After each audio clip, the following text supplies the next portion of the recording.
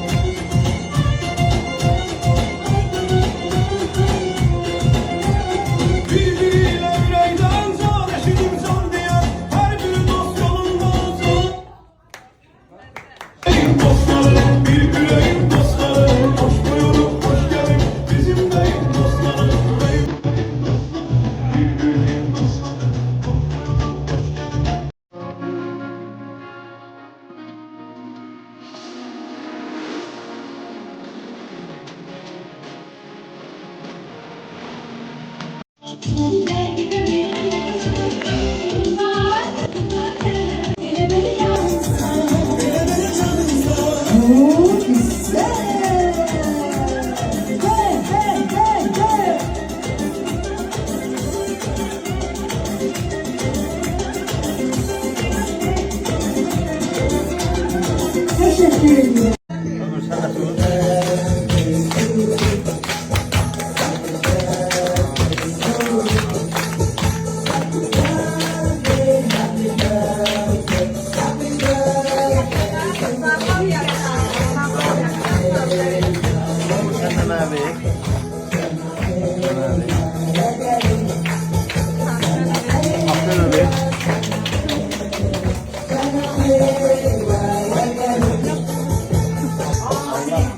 Səni başımızın üstündən əski eləməz.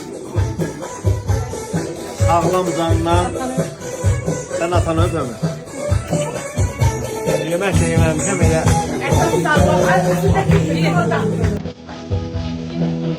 Yalan bax bu.